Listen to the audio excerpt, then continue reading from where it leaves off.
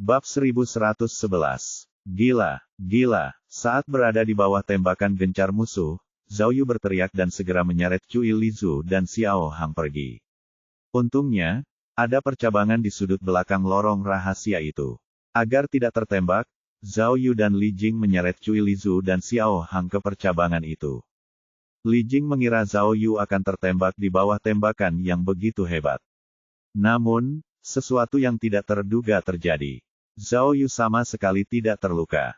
Ternyata dia telah menggunakan pakaian anti peluru tak terlihat sebelumnya untuk memastikan bahwa dia tidak akan terluka.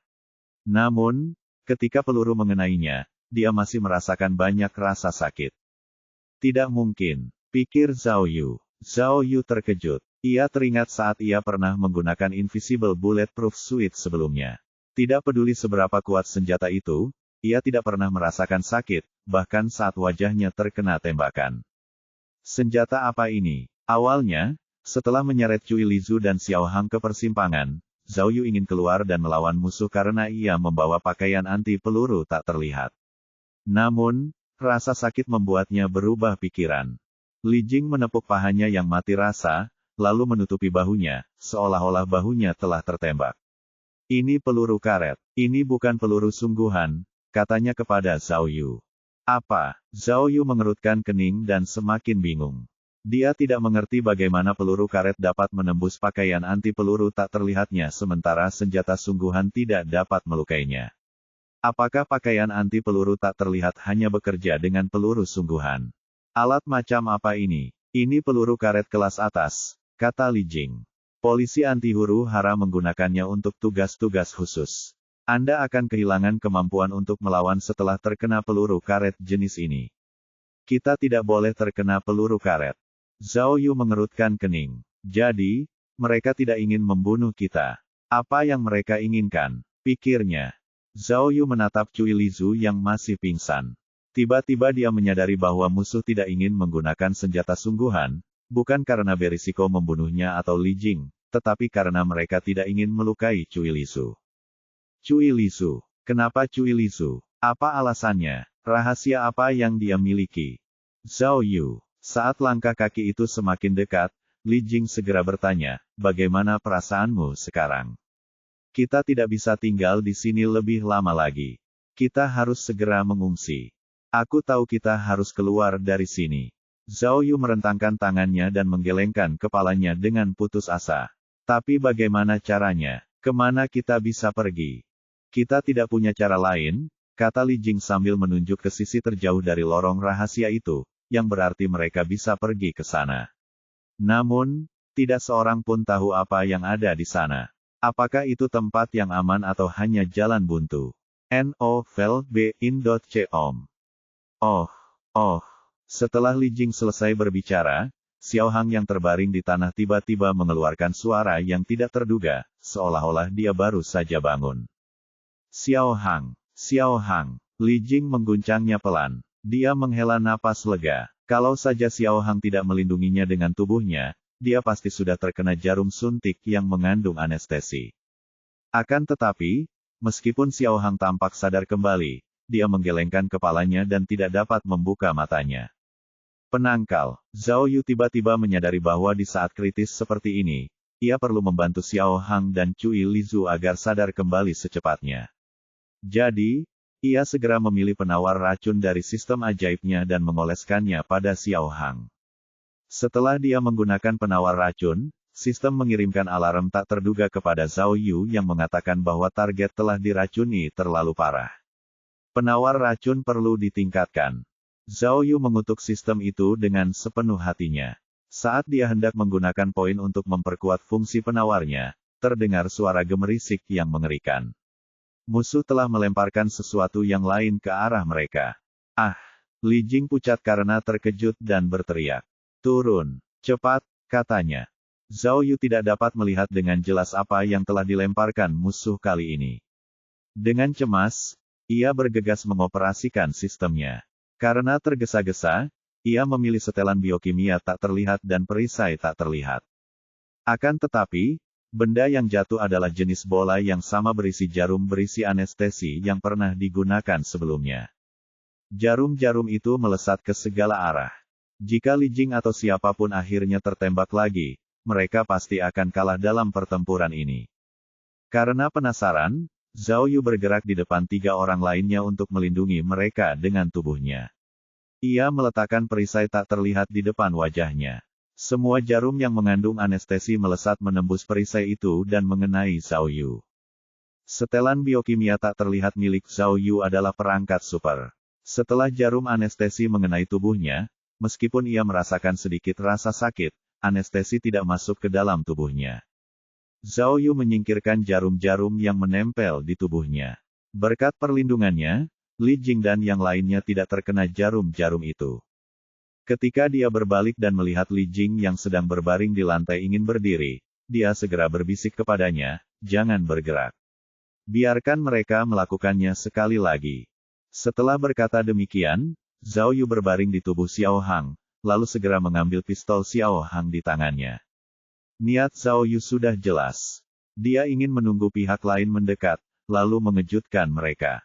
Li Jing mengerti maksudnya, lalu cepat-cepat berbaring lagi, dan diam-diam mengganti klip senjatanya. Namun, sesuatu yang aneh terjadi. Zhao Yu dan Li Jing menunggu beberapa saat. Pihak lain berhenti menembak tetapi mereka tidak bergerak maju. Tepat ketika Zhao Yu bertanya-tanya apa yang akan terjadi, suara api yang berderak tiba-tiba meledak. Kemudian, seberkas cahaya terang tiba-tiba melintasi lorong rahasia yang gelap dan menerangi area di samping Zhao Yu dan Li Jing. Aduh, sialan, Zhao Yu dan Li Jing mulai mengkhawatirkan yang terburuk. Musuh-musuh itu sangat pintar. Kali ini, mereka tidak tertipu. Mereka menggunakan bilah lampu untuk melihat apa yang ada di lorong sebelum mereka masuk. Zhao Yu bertindak cepat. Ketika dia melihat pihak lain akan melancarkan serangan, dia langsung melompat ke sudut dan menembaki mereka. Senjata Xiao Hang memiliki peredam. Setelah menembaki musuh, Zhao Yu segera berbalik, meraih Cui Lizu dan Xiao Hang dengan masing-masing lengannya, dan melangkah lebih dalam ke lorong rahasia. Saat itu, kaki kanan Li Jing tampak sudah pulih kembali. Dia pun mengulurkan tangan untuk membantu Zhao Yu, dan mereka segera menarik Cui Lizu dan Xiao Hang lebih dalam ke lorong. Pintu. Ada pintu. Li Jing melihat pintu semen dan memberi isyarat kepada Zhao Yu dengan tergesa-gesa. Tepat saat Li Jing menunjuk ke arah pintu, musuh telah menyerbu dari sisi lain lorong. Li Jing langsung menembak mereka. Zhao Yu, dengan seluruh kekuatannya, menarik kedua orang yang pingsan itu ke pintu secepat yang ia bisa. Peluru karet musuh melesat ke arah mereka. Li Jing segera mundur ke balik pintu. Pada saat yang sama, di luar gua, hujan deras masih turun dengan deras. Petir menyambar dan guntur bergemuruh di langit. Di depan truk pikap biru, ada beberapa orang berjas hujan hitam memegang senapan mesin ringan mini. "Kapten, sesuatu yang tidak terduga terjadi," kata seorang pria kepada pria pendek di tengah dalam bahasa Inggris. "Targetnya sudah dipastikan, tapi..." "Omong kosong. Yang ku minta darimu adalah hal terkecil yang dapat kau lakukan untukku dan kau gagal," seorang pria menegurnya dalam bahasa Mandarin. Ia kemudian bertanya kepada orang lain dalam bahasa Inggris, "Song, pasukan cadangan Secret Service akan segera tiba. Berapa lama kita bisa tinggal?" "Kapten, hujan deras telah membantu kita." Pria yang mereka panggil Song itu melihat tablet dan berkata, "Pesawat mereka tidak bisa lepas landas, dan komunikasi mereka terputus, jadi kita punya waktu setidaknya setengah jam. Jika kita beruntung, mungkin lebih lama dari itu." "Bagus." Sang kapten tersenyum dingin. "Teman-teman, kita harus menangkapnya. Aku tidak peduli dengan yang lain, tapi dia harus hidup. Dalam waktu setengah jam, kita harus menyelesaikan tugas ini." Ya, setelah menerima perintah, yang lainnya mengambil senjata mereka dan memanjat tebing. Bab 1112. Pintunya rusak. Zhao Yu menarik pintu semen itu dengan keras, menyadari bahwa engsel pintu semen itu telah rusak dan tidak bisa digerakkan sama sekali. Pintunya tidak dapat ditutup dan tidak dapat menahan serangan musuh. "Maksudnya, Li Jing?" Sambil memegang bahunya yang terkena peluru karet, berkata dengan ragu, "Mereka pernah ke sini sebelumnya. Ini jebakan. Tapi, kenapa?" Dan Li Jing tidak kehilangan kesadaran karena jarum suntik. Dia juga menyadari bahwa target sebenarnya dari musuh mungkin adalah Cui Lizu. Dia menunduk menatap Cui Lizu yang tergeletak di tanah. Cui Lizu telah diberi suntikan anestesia paling kuat dan masih dalam kondisi koma yang dalam. Musuh bergerak cepat dan menembakkan peluru karet ke Zhao Yu dan Li Jing lagi. Zhao Yu membalas beberapa kali, tetapi tidak banyak membantu mereka. Ia menoleh ke Li Jing dan berkata, "Kapten Li, kita tidak bisa tinggal di sini. Kita harus masuk ke dalam." Li Jing menggelengkan kepalanya dengan getir. "Kita sudah selesai. Kita tidak bisa melarikan diri." Sambil berbicara, Li Jing dengan cemas menarik tubuh Xiao Hang. Ia ingin menyeretnya lebih dalam ke lorong. Karena ia kehilangan kacamata penglihatan malamnya, ia tidak dapat melihat dengan jelas. Setelah mencoba menyeretnya beberapa kali, ia menyalakan senter ponselnya. Perangkat penglihatan malam Zhao Yu tidak terlihat. Dia melihat sekeliling dan melihat dengan jelas apa yang ada di dalam ruangan yang dalam itu. Di balik pintu semen itu ada lorong yang panjang dan sempit. Lorong itu menurun ke bawah ke area yang rendah dan dalam. Ada beberapa kotak kayu tua ditumpuk di samping pintu. Apa isi kotak itu? Pikir Zhao Yu. Ada juga helm dan pakaian compang camping berserakan di tanah. Dilihat dari desain pakaiannya, Zhao Yu menduga itu adalah seragam militer masa lalu, dan tampak sangat mirip dengan seragam militer Jepang yang ditayangkan di TV. Apakah ini benar-benar benteng rahasia Jepang? Tanyanya. Saat berikutnya, Zhao Yu melihat sesuatu yang membuatnya bersemangat. Dia melihat bahwa di tengah lorong yang jauh, ada kereta tambang yang sudah usang. Dia melihat ke tanah lagi dan melihat ada dua set rel di tanah, berdampingan. Jelas itu adalah rel kereta tambang. Kalau kereta tambang ini masih berfungsi, pikirnya. Saat Zhao Yu sedang melihat-lihat lorong, Xiao Hang mengeluarkan suara. Dia tampak perlahan-lahan terbangun. Zhao Yu menggunakan penawar racun lain pada Xiao Hang. Kali ini, sistem memberitahu Zhao Yu bahwa penawar racun itu tidak lagi memerlukan peningkatan apapun. Zhao Yu berhasil menggunakannya pada Xiao Hang. Setelah menggunakannya, Xiao Hang batuk beberapa kali lalu tiba-tiba membuka matanya. "Kamu sudah bangun. Syukurlah." Li Jing sangat senang dan segera pergi membantu Xiao Hang. Xiao Hang mengerutkan kening. Tiba-tiba dia teringat apa yang terjadi padanya sebelumnya. "Kami disergap," teriaknya. "Jangan katakan apapun," desak Zhao Yu sambil melihat musuh yang mendekat. "Xiao Hang, Li Jing, cepatlah, datang dan bantu aku." Zhao Yu membantu Xiao Hang menuju kereta tambang. Li Jing tidak mengerti apa yang sedang dilakukan Zhao Yu. Dia bergerak cepat untuk mengikutinya. Setelah dia melihat kereta tambang melalui cahaya ponselnya, dia mengerti apa yang dimaksud Zhao Yu. Kemudian, mereka bersama-sama mendorong kereta tambang yang berat itu ke rel. Meskipun kereta itu tidak memiliki roda, ia masih bisa bergerak. Setelah mereka melakukannya, Zhao Yu berlari kembali untuk menjemput Cui Lizu dan memasukkannya ke dalam kereta. Kemudian, Zhao Yu mendorong kereta penambangan menuruni lereng. Saat itu, musuh telah menyerbu masuk melalui pintu semen. Mereka semua mengenakan perangkat penglihatan malam. Begitu mereka masuk, mereka melihat Zhao Yu dan menembaknya. Melihat kereta penambangan mulai bergerak, Li Jing segera masuk dan membalas. Lalu Xiao Hang masuk ke dalam kereta dan mengeluarkan senjatanya untuk menembak balik musuh. Zhao Yu teringat bahwa dia telah mengambil pistol Xiao Hang. Bagaimana dia bisa mendapatkan yang lain? Tepat pada saat itu, peluru karet mengenai punggung Zhao Yu. "Aduh," pikirnya. Zhao Yu sangat kesakitan. Sulit baginya untuk berdiri. Tiba-tiba, ia jatuh ke dalam kereta tambang dengan kepala terlebih dahulu. Bagian bawah tubuhnya terangkat ke udara dan peluru karet mengenai pahanya. Zhao Yu menjerit kesakitan. Peluru itu hampir mengenai bagian tubuh terpentingnya. Meskipun pakaian biokimia tak terlihat itu belum kehilangan efeknya, pahanya masih sangat sakit. Zhao Yu menyusut kembali ke dalam kereta. Tanpa diduga, ketika kepalanya mencapai bagian bawah kereta, dia menemukan sebuah benda logam berbentuk persegi panjang. Ah! Mata Zhao Yu membelalak lebar. Adrenalinnya terpompa karena bentuk benda yang ia rasakan mirip dengan emas batangan. Ia meraihnya tanpa berpikir. Benda itu sangat dingin dan berat. Rasanya seperti emas batangan di tangannya. Wow, pikir Zhao Yu. Zhao Yu tercengang. Jika aku dapat menemukan emas batangan di kereta tambang yang rusak, dapatkah aku menemukan harta karun di tempat ini? Tanyanya.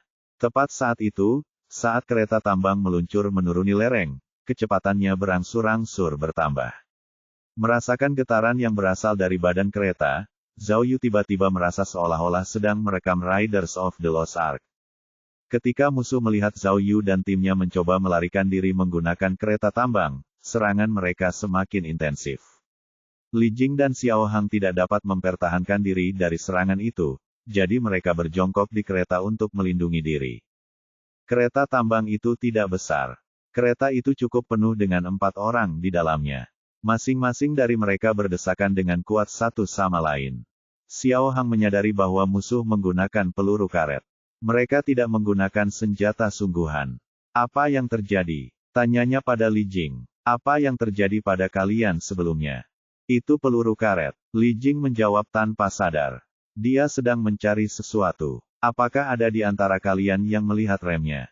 Pada saat itu, Zhao Yu akhirnya memiliki kesempatan untuk mengangkat benda di tangannya sambil berteriak, lihatlah emasnya. Emas. Saat Zhao Yu mencoba menunjukkan benda di tangannya kepada yang lain, kereta tambang tiba-tiba berguncang hebat. Dia kehilangan keseimbangan dan benda itu jatuh ke kereta tambang dan mengenai kaki Xiao Hang. Ah! Teriak Xiao Hang dengan sedih. Zhao Yu, apa yang kau lakukan? Kau membunuhku. Maafkan aku, emas, itu emas, kata Zhao Yu. Zhao Yu berjongkok untuk mencarinya, tetapi saat kereta penambangan berguncang hebat, dia tiba-tiba menyadari bahwa kereta itu bergerak terlalu cepat. Angin dingin bertiup dan badan kereta berguncang terus-menerus. Dia melihat sekeliling dengan tergesa-gesa dan melihat bahwa musuh kini sudah jauh dari mereka. Akan tetapi, kereta tambang itu semakin cepat dan lambat laun semakin tak terkendali. No.com. Mereka berada di lereng. Karena gravitasi, kereta terus melaju. Selain itu, karena banyak benda berserakan di rel yang cekung, kereta terus berguncang dan terguncang. Jika kereta keluar dari rel, hasilnya akan menyedihkan. Dia harus segera menemukan rem. Apakah kamu menemukannya, remnya? Xiao Hang juga menyadari masalahnya. Sekarang, kecepatan kereta tambang telah mencapai lebih dari 80 km per jam, dan masih terus bertambah cepat. Tidak, kata Li Jing. Dia telah mencari rem untuk beberapa saat. Zhao Yu berbalik dan menatap lurus ke depan kereta tambang. Dengan kecepatan tinggi, dia merasa seperti sedang menaiki roller coaster. Sialan. Tiba-tiba, Zhao Yu merasa ngeri saat menyadari ada kereta tambang lain yang terparkir di depannya. Jika mereka terus melaju dengan kecepatan tinggi, mereka pasti akan menabrak kereta yang berhenti itu. Sayang, Zhao mengerutkan kening dan mendesah, sepertinya kita harus menggunakan cara tradisional untuk menghentikan kereta. Ah, Li Jing tidak memahaminya. Metode tradisional apa? Tanyanya. Kakimu. Zhao Yu mulai melangkah keluar dari kereta dan hendak menggunakan kakinya sebagai rem. Apa kau gila? Xiao Hang cepat-cepat meraih Zhao Yu. Jangan bodoh. Apa kau pikir kau Indiana Jones? Semua yang ada di film-film itu palsu. Kembalilah. Setidaknya harus ada bantalan rem, teriak Li Jing. Zhao Yu tertawa sendiri. Bagaimana mereka bisa percaya dia akan sebodoh itu? Faktanya, dia sudah menyiapkan akselerator tak terlihat. Akselerator tak terlihat dapat mempercepat dan memperlambat kendaraan. Tepat saat Zhao Yu hendak menghentikan kereta dengan akselerator tak terlihatnya, dia mendengar suara gemuruh dari belakangnya. Musuh mengejar mereka dengan kereta tambang lainnya. Mereka kembali menembakkan peluru karet ke arah Zhao Yu, yang membuatnya terkejut. Ah, kali ini, Zhao Yu benar-benar tidak tahu harus berbuat apa. Jika dia tidak menghentikan kereta, mereka akan menabrak kereta tambang di depan mereka. Jika dia menghentikan kereta, musuh akan menangkap mereka. Apa yang harus aku lakukan? Tanyanya. Bab 1113. Xiao Hang membalas tembakan musuh sambil menggelengkan kepalanya ke arah Zhao Yu. Dari mana mereka mendapatkan kereta tambang itu? Tanyanya. Ini benar-benar seperti film laga. Gerobak tambang musuh sama cepatnya dengan milik Zhao Yu. Dua orang berdiri di gerobak dan menembaki Zhao Yu dengan senapan mesin ringan yang mereka pegang di tangan mereka. Li Jing dan Xiao Hang harus meringkuk bersama di bagian bawah gerobak. Namun, Zhao Yu, yang saat ini berdiri di luar kereta tambang, bersiap untuk menghentikan kereta itu dengan kakinya. Dia benar-benar terekspos ke arah musuh, dan dia tertembak dengan parah. Untungnya, perisainya belum hilang, jadi itu melindungi wajahnya. Rasa sakit yang hebat membuat Zhao Yu geram, dan ia pun menyusun rencana jahat untuk menghadapi musuh. Ia mengoleskan akselerator tak terlihat ke kereta musuh sehingga kereta itu langsung bergerak lebih cepat. "Duduklah, kalian semua duduklah," Zhao Yu berteriak pada Li Jing dan Xiao Hang. Dia kemudian melompat kembali ke kereta tambang. Dia menekan mereka di bawah tubuhnya sendiri untuk melindungi mereka. Selanjutnya, dia cepat-cepat mencari perangkat yang tepat di kepalanya dan akhirnya menemukan peluncur pegas tak terlihat tepat saat kereta penambangannya hendak menabrak kereta mogok di hadapan mereka. Tiba-tiba, kereta tambangnya melambung tinggi ke udara, melompati kereta di depan mereka. Saat kereta Zhao Yu lepas landas, kereta musuh melaju cepat di depan. Sayangnya, musuh baru melihat rintangan di depan gerobak mereka ketika sudah terlambat bagi mereka untuk bereaksi. Saat berikutnya, saat mereka berteriak, kedua gerobak tambang itu bertabrakan dengan kecepatan tinggi, menimbulkan suara keras dan tragis. Kedua pria yang berdiri di gerobak itu terlempar keluar. Satu orang jatuh dengan kepala terbentur dan kepalanya pecah, yang lain jatuh menuruni lereng dan pingsan. "Ah, musuh telah hancur," Zhao Yu juga berteriak. Meskipun dia tidak dapat melihat rel di bawah mereka, dia tahu bahwa keretanya telah keluar jalur, dan dia tidak tahu di mana kereta itu akan mendarat. Untungnya, Zhao Yu telah menyiapkan perangkat lain. Setelah menggunakan peluncur pegas tak terlihat, ia menggunakan parasut tak terlihat pada kereta tambang. Meskipun kereta tambang itu berat dan parasutnya tidak dapat berfungsi sepenuhnya, setidaknya itu dapat memastikan bahwa mereka akan mendarat dengan aman. Seperti dugaan Zhao Yu, saat kereta tambang mendarat, kereta itu tidak terbalik dan terus meluncur menuruni lereng. Akan tetapi, karena keluar dari rel dan satu rodanya hilang, kereta tambang itu berbelok membentuk huruf S di lereng. Untungnya, lereng itu berakhir segera setelah kereta itu mendarat. Tanah menjadi datar, sehingga kereta itu perlahan melambat lalu berhenti. Melihat kereta berhenti, Zhao Yu tersentak lega dan berdiri. Tubuhnya telah menempel pada tubuh Li Jing selama beberapa saat dan dia telah mengacak-acak rambutnya. "Oh, ya," pikirnya. Setelah memastikan bahwa yang lainnya aman, Zhao Yu mengepalkan tangannya dengan penuh semangat sambil berteriak, "Ini luar biasa." Aduh! Tiba-tiba Zhao Yu merasakan sakit luar biasa di bagian tubuhnya yang terkena peluru karet, yang membuatnya menyeringai canggung. "Tidak mungkin. Apa yang terjadi pada kita tadi? Kenapa kita terbang?" Xiao Hang bertanya saat dia keluar dari kereta. Dia tidak bisa melihat apapun, jadi dia segera mengenakan kacamata penglihatan malam yang tergantung di lehernya. Baru saja, Li Jing masih menderita syok. "Zhao Yu, apakah kita baru saja jatuh? Di mana musuh?" tanyanya. Zhao Yu mencibir dan berkata, "Mereka menabrak kereta tambang lain di rel." "Ah!" Xiao Hang bingung. "Bagaimana? Kalau ada kereta tambang lain, kita pasti sudah jatuh lebih dulu. Apa yang terjadi?" "Xiao Hang, itu tidak penting. Mari kita hubungi tim penyelamat terlebih dahulu." "Apakah ponselmu masih berfungsi?" Li Jing bertanya padanya. "Milikku." Xiao Hang menyentuh telinganya dan mendapati bahwa earphone-nya hilang. Ia mengeluarkan ponselnya. "Tidak ada sinyal," katanya, "No file in.com." "Zhao Yu, bagaimana denganmu?" Li Jing menoleh untuk bertanya pada Zhao Yu, tetapi menyadari bahwa Zhao Yu sudah kembali ke kereta. Awalnya, dia mengira Zhao Yu sedang menarik Cui Lizu keluar dari kereta tambang. Namun, Zhao Yu mengambil sepotong logam persegi panjang dari kereta tambang. "Lihat, aku menemukannya. Apakah ini emas?" Zhao Yu mengeluarkan logam itu dan menyerahkannya kepada dua orang lainnya. "Apakah ada yang salah dengan matamu?" tanya Xiao Hang sambil menggelengkan kepalanya. "Bukankah ini besi? Emas. Emas bersinar." "Hah, Zhao Yu kemudian menyadari bahwa dia masih mengenakan alat penglihatan malam tak kasat mata, jadi dia tidak bisa melihat warna sebenarnya dari logam tersebut. Coba saya lihat. Li Jing menyalakan senter ponselnya. Ia hanya perlu beberapa saat untuk melihatnya sebelum mengenalinya. Ini adalah batangan besi, yang diperoleh setelah melebur biji besi.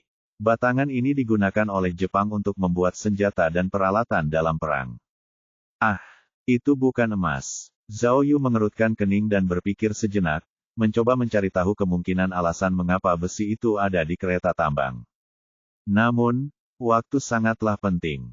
Dia tidak punya banyak waktu untuk memikirkannya sekarang. Sangat jelas bahwa hal pertama yang perlu dia lakukan adalah menggunakan penguat sinyal untuk berhubungan dengan dunia luar. Dia perlu membawa tim penyelamat ke sana secepat mungkin. Jadi, ia segera mengeluarkan ponselnya dan mengoleskan penguat sinyal ke ponselnya. Namun, sesuatu yang aneh terjadi. Setelah menggunakan perangkat itu, telepon itu tidak merespons sama sekali. Beberapa detik kemudian, Zhao Yu menerima pesan dari sistem ajaibnya.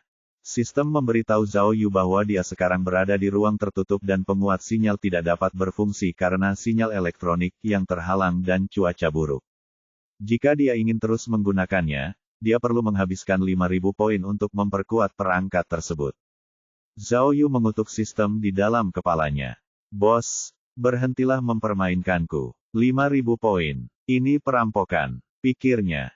Zhao Yu melihat antar muka sistem. Seluruh tubuhnya gemetar karena marah. Karena sebelumnya dia telah menggunakan 2.000 poin untuk meningkatkan detektor, sekarang dia hanya memiliki 4.999 poin tersisa.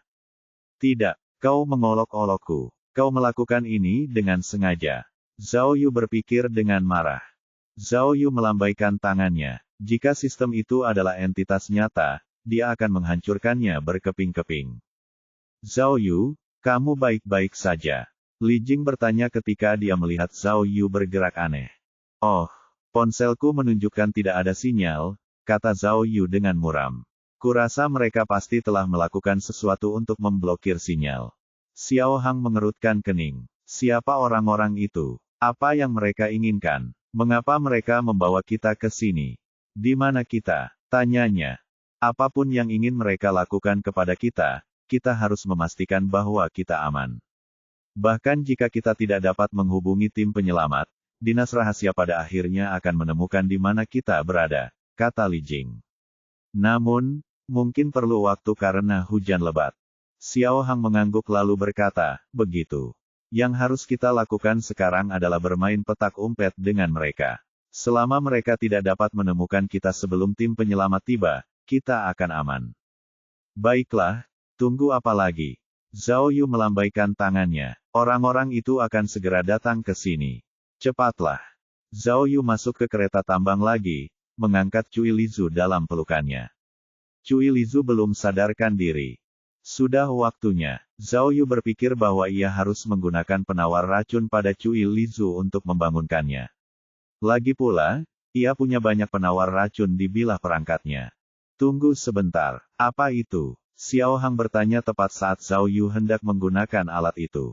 Zhao Yu berbalik dan tiba-tiba melihat ada sebuah tangki besar tepat di belakangnya. Bab 1114. Tank. Zhao Yu berbalik dan terkejut. Dari mana benda ini berasal? Jika dilihat dari desainnya, saya rasa tank ini mungkin tank klasik 97, tank khas Jepang yang digunakan dalam Perang Dunia Kedua. Tapi, Li Jing melihat tank itu dengan lampu ponselnya dan berkata, ini adalah struktur yang lebih baik. Lihat laras senjatanya. Di medan perang internasional, tank Jepang selalu menjadi titik lemah. Konon, mereka diam-diam mengembangkan tank baru pada tahun 1945. Mungkin ini dia. Kapten Li, matikan ponselmu, desak Xiao Hang. Aku mendengar sesuatu. Mereka mungkin telah menangkap kita lagi. Li Jing segera mematikan telepon genggamnya dan bersama Zhao Yu, dia mengangkat Cui Lizu yang masih pingsan. Saat menggendong Cui Lizu, Zhao Yu menggunakan penawar racun padanya. Tanpa diduga, Cui Lizu telah disuntik dengan terlalu banyak jarum anestesi. Jika Zhao Yu ingin membangunkannya, dia harus menghabiskan banyak poin untuk meningkatkan penawar racunnya. Zhao Yu tidak punya banyak poin saat ini. Dia menyerah pada ide itu dan mengangkat Cui Lizu ke bahunya, lalu dia, Li Jing, dan Xiao Hang melangkah maju. Apa semua ini? Zhao Yu bertanya-tanya. Mereka baru berjalan beberapa langkah, tetapi tiba-tiba mereka menyadari bahwa lingkungan sekitar telah berubah. Mereka tidak lagi berada di lorong sempit, tetapi seolah memasuki ruang terbuka, seperti gudang besar. Di samping mereka, selain tangki, ada beberapa kotak. Beberapa di antaranya ditumpuk setinggi beberapa meter, seperti bukit, sementara yang lain hanya ditumpuk setinggi orang. Semua kotak itu terbuat dari kayu dan ditutupi lapisan debu tebal. Melihat kotak-kotak itu, Zhao Yu tidak dapat menahan diri untuk tidak memikirkan harta karun itu. Tentu saja, dia ingin tahu apa yang ada di dalam kotak-kotak itu. Namun, dia tidak dapat memeriksa bagian dalam kotak dengan Cui Lizu di punggungnya. Dia harus meminta bantuan Xiao Hang. Sebenarnya, Xiao Hang bahkan lebih penasaran dengan isi kotak-kotak itu daripada Zhao Yu. Setelah berjalan sekitar 10 meter, dia melihat sebuah kotak yang rusak dan segera berjalan untuk memeriksanya. Ia menemukan bahwa kotak itu tidak berisi emas, melainkan berisi peluru artileri. Zhao Yu terkejut. Kerang besar itu tampak mengerikan. Apakah mereka membawa amunisi? Tumpukan amunisi sebanyak ini akan mampu menghancurkan seluruh gua, pikir Zhao Yu. Ini benar-benar benteng bawah tanah. Xiao Hang terkejut, bergumam, jika itu dibangun oleh Jepang, maka... Apa yang ingin dikatakan Xiao Hang sudah jelas. Karena benteng itu belum ditemukan selama bertahun-tahun, kemungkinan besar harta karun itu disembunyikan di sini. Apakah kita akan menemukan emas dan harta karun itu? Zhao Yu bertanya-tanya. Tapi aku tidak mengerti, kata Li Jing. Karena tidak ada yang tahu tentang tempat ini, mengapa mereka membawa kita ke sini? Apa alasan mereka membawa kita ke sini? Kita terjebak di sini, kata Xiao Hang dengan cemas. Ah Yong dan Yang Kai ada di luar. Mereka tidak menargetkan dinas rahasia, kata Li Jing. Mungkin mereka berdua hanya ditundukkan. Saya telah bekerja di dinas rahasia selama bertahun-tahun, tetapi saya belum pernah menghadapi situasi seperti hari ini. Orang-orang ini, beraninya mereka memasang jebakan seperti itu untuk kita. Xiao Hang mengerutkan kening. Jadi, menurutmu Tian bersaudara yang menjebak kita? Mereka sengaja melakukan pembelian dengan kartu bank untuk membawa kita ke sini. Apakah menurutmu mereka pernah ke sini sebelumnya? Mereka tahu kita punya alat anti pelacakan, jadi mereka yang membawa kita ke sini. Dan hujan. Li Jing berpikir sejenak lalu berkata, cuaca tidak mendukung tim penyelamat kita. Mereka mungkin juga memeriksa cuaca, NO, VLB, INDOT Om. Tapi, untuk apa? Tanya Xiao Hang dengan heran. Ini tidak masuk akal. Jika mereka ingin merahasiakan gua ini, mereka seharusnya tidak membawa kita ke sini. Bahkan jika mereka membunuh kita, dinas rahasia akan dapat menemukan tempat ini di masa mendatang. Kecuali, Xiao Hang tampak khawatir saat berkata, kecuali mereka telah mengangkut harta karun itu. Li Jing menunjuk Cui Lizu di punggung Zhao Yu dan berkata, aku baru saja melihat orang-orang itu mencoba membawa Cui Lizu pergi setelah kau pingsan. Aku yakin target mereka adalah Cui Lizu. Mengenai harta karun itu, aku belum menemukan apapun. Ah, jadi, Xiao Hang menyentuh kepalanya dan bertanya, bagaimana mungkin dia? Lagi, mengapa dia begitu penting bagi mereka? Pemimpin Zhao, apakah kau percaya pada kami sekarang? Putri Raja Pencuri itu pasti punya beberapa rahasia yang belum dia ceritakan padamu. Zhao Yu tidak senang dengan apa yang disarankan Xiao Hang. Diam, aku 100% yakin bahwa Cui Lizu telah memberitahuku semua yang diketahuinya. Kami bahkan menghipnotisnya, katanya. Xiao Hang menatap Cui Lizu dan bertanya, menurutmu, apakah Raja Pencuri meninggalkan sesuatu padanya? Mungkin tato atau tanda lahir atau semacamnya. Tidak mungkin. Aku sudah melihat tubuhnya. Zhao Yu merasa canggung dan segera terdiam. Wow, Xiao Hang dan Li Jing berhenti, ekspresi mereka berubah meremehkan. Saya detektif, oke. Saya sudah menyuruh orang-orang saya memeriksanya. Tidak ada tato, tidak ada petunjuk yang ditinggalkan oleh ayahnya. Zhao Yu tampak tertekan. Bagaimana mungkin Anda berpikir saya akan melakukan hal seperti itu? Kami tidak mengatakan apa-apa, balas Li Jing sambil tersenyum kecut. Kaulah yang memikirkan hal-hal kotor. Zhao Yu, ada sesuatu yang harus kukatakan padamu. Lain kali saat aku bertarung dengan musuh, bisakah kau berhenti berteriak seperti, Hoa, Hoa. Kau mengekspos dirimu sendiri ke musuh. Itu berbahaya. Ah, Zhao Yu tidak menyangka Li Jing akan menyalahkannya atas hal itu. Kau tahu, katanya, ada sesuatu yang harus kukatakan padamu. Kau makhluk yang kejam. Musuh menggunakan obat bius dan peluru karet, jelas mereka tidak ingin membunuh kita. Tapi kau menembak siapapun yang ada di depanmu. Kau memprovokasi mereka untuk melakukan sesuatu yang benar-benar gila. Apa kau bodoh? Tanya Li Jing dengan marah. Meskipun mereka menggunakan peluru karet dan jarum suntik yang diberi anestesi, bukan berarti mereka tidak ingin membunuh kita. Dan dalam keadaan darurat seperti itu, jika aku tidak membunuh mereka, kita akan berada dalam bahaya.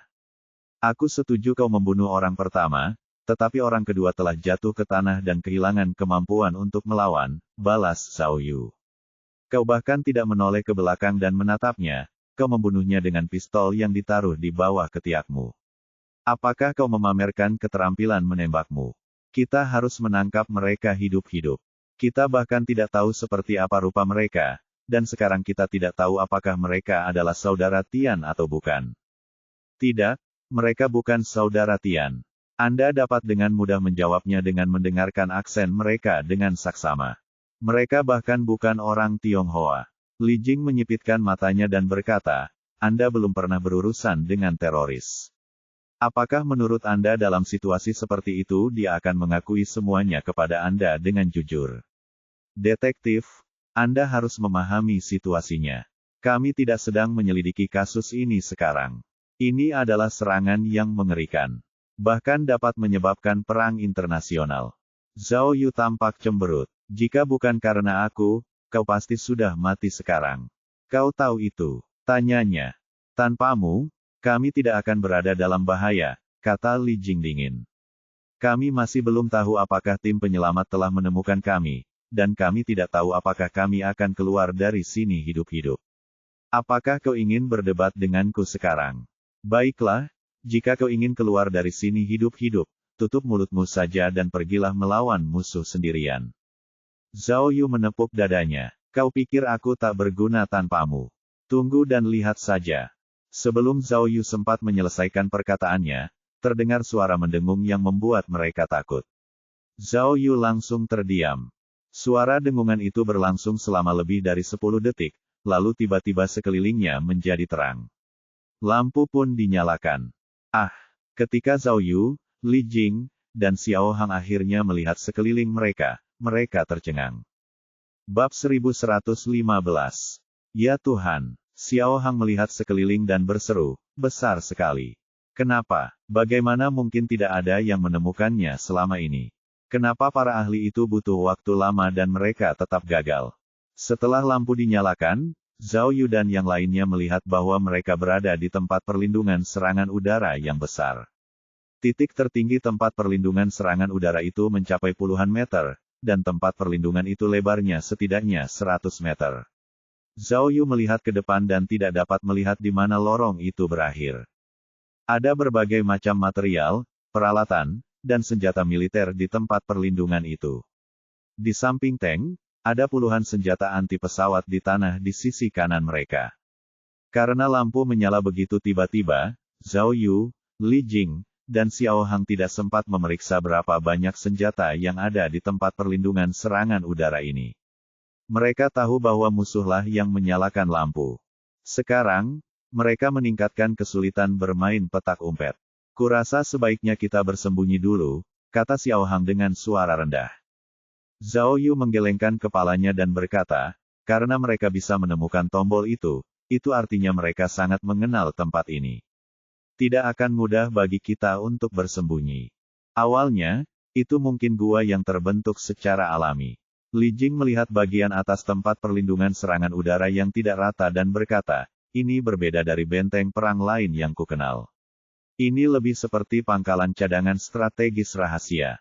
Zhao Yu melambaikan tangannya. Jika itu adalah pangkalan cadangan strategis, mungkin di sanalah harta karun itu dikubur. Kelopak mata kananku berkedut parah.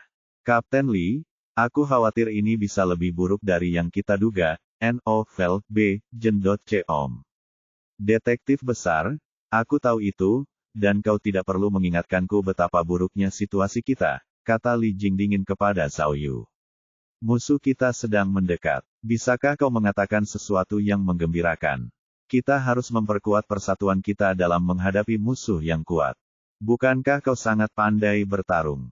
Mengapa kau bersikap suci kali ini? Tanya Xiao Hang. Nada suaranya juga dingin. Apa kau tidak mengerti? Teriak Zhao Yu. Musuh mungkin tidak hanya mengincar Cui Lisu. Mereka membawa kita ke sini. Aku tidak bisa membayangkan apa yang akan mereka lakukan terhadap kita. Xiao Hang mengerutkan kening. Jelas, dia tidak mengerti apa yang dikatakan Zhao Yu. Sekarang aku takut, kata Zhao Yu dengan cemas. Dia berhenti sejenak. Tujuan mereka bukan untuk menemukan harta karun, tapi... Zhao Yu tidak menyelesaikan ucapannya, karena detektor di kepalanya tiba-tiba mengirimkan alarm merah kepadanya. Dia segera berkata kepada Li Jing, Kapten Li, arah jam 8, aku akan mengandalkanmu untuk mengurusnya. Hah, Li Jing kebingungan, tetapi dia segera mengeluarkan senjatanya dan mengarahkannya ke arah jam 8. Namun, tidak ada apa-apa di sana. Baiklah, Zhao Yu menutupi wajahnya. Maaf, ini jam 8. Milikmu. Li Jing menoleh dan menemukan bahwa, di jam 8 Zhao Yu, ada banyak kotak kayu. Dia bergerak sedikit, lalu akhirnya mengerti apa yang dikatakan Zhao Yu. Di atas kotak kayu itu, ada sebuah drone. Setelah melihat pesawat tanpa awak itu, Li Jing tidak dapat menahan diri untuk menggelengkan kepalanya. Matanya dipenuhi dengan keputusasaan. Dia menemukan bahwa pesawat tanpa awak itu menghadap mereka. Itu berarti musuh telah menemukan mereka. Cui Lisu. Cui Lisu. Zhao Yu meneriakkan nama Cui Lisu berulang kali dan menyadari bahwa dia menggerakkan jarinya sedikit. Kemudian dia menggunakan penawar racun lain padanya. Sistem tidak memintanya untuk meningkatkannya kali ini.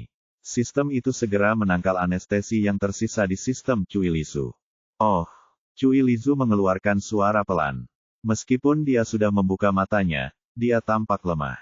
Aduh, Zhao Yu menghela napas panjang. Sepertinya dia harus menggendong Cui Lisu di punggungnya lagi karena dia jelas belum bisa berjalan. Xiao Hang dan Li Jing saling berpandangan. Kemudian, setelah Li Jing mengangguk, mereka menembaki pesawat nirawak itu dan menghancurkannya.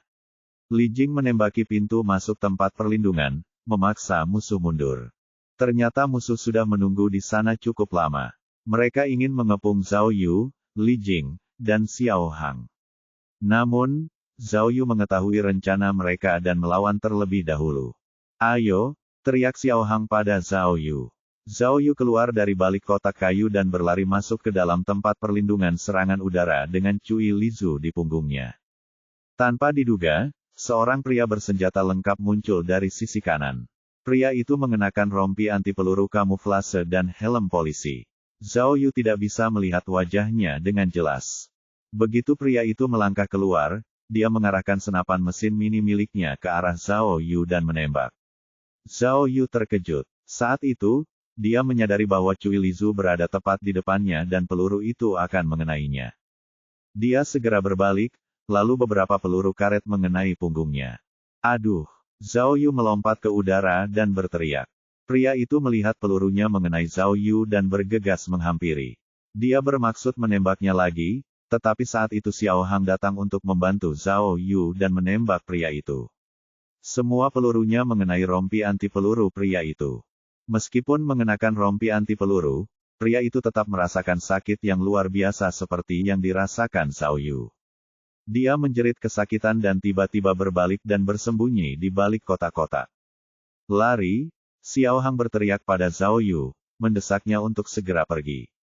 Namun, Zhao Yu tidak lari. Sebaliknya, dia meletakkan Cui Lisu ke tanah, lalu menghampiri pria yang baru saja menembaknya. Zhao Yu tahu bahwa Xiao Hang melindunginya, tetapi dia mendengar suara langkah kaki dari sisi lain. Dia tahu bahwa mereka dikepung oleh musuh dan dia tidak bisa melarikan diri. Mereka terjebak. Tidak ada cara baginya untuk menemukan tempat bersembunyi atau melarikan diri. Satu-satunya cara untuk bertahan hidup adalah jika ia dapat menerobos para pengepung. Saat itu adalah saat yang kritis, hidup atau mati. Satu-satunya hal yang dapat dipikirkan Zhao Yu saat itu adalah bahwa ia perlu memperbarui perangkatnya. Dia tidak ragu-ragu dan menggunakan energi booster untuk memperkuat kekuatannya. Ia langsung merasakan adrenalinnya memuncak. Ia tidak langsung berlari ke arah pria yang bersembunyi di balik kotak-kotak itu. Sebaliknya, ia melemparkan dirinya ke kotak-kotak kayu itu. Kotak-kotak kayu yang berat itu jatuh menimpa orang di belakang mereka. Saat kotak-kotak kayu itu pecah, Zhao Yu melihat ada senapan di dalamnya. Zhao Yu bukanlah penggemar senjata api, tetapi senapan-senapan ini tampak familiar baginya. Ia ingat pernah melihatnya dalam drama-drama TV yang berhubungan dengan perang anti-Jepang. Pria itu menggeliat di bawah kotak-kotak yang pecah tetapi tidak bisa keluar. Zhao Yu sangat gembira. Mengingat bagaimana musuh telah menembaknya dengan peluru karet, dia menjadi sangat marah. Dia melangkah mundur, lalu berlari sepanjang lorong dan melompat ke tumpukan kotak yang rusak lagi. Zhao Yu melakukan ini dengan sekuat tenaga dan memecahkan semua kotak. Pria di bawah kotak itu melolong sedih, lalu pingsan. Musuh menyerbu dari segala arah. Seorang pria yang mengenakan rompi anti peluru melompat dari jeep, lalu menunjuk ke arah Zhao Yu. Zhao Yu meraung dan mengambil senapan dari tanah. Dia tidak menarik bautnya sebelum membidik seorang pria yang sedang berlari ke arahnya. "Pergi ke neraka," teriaknya.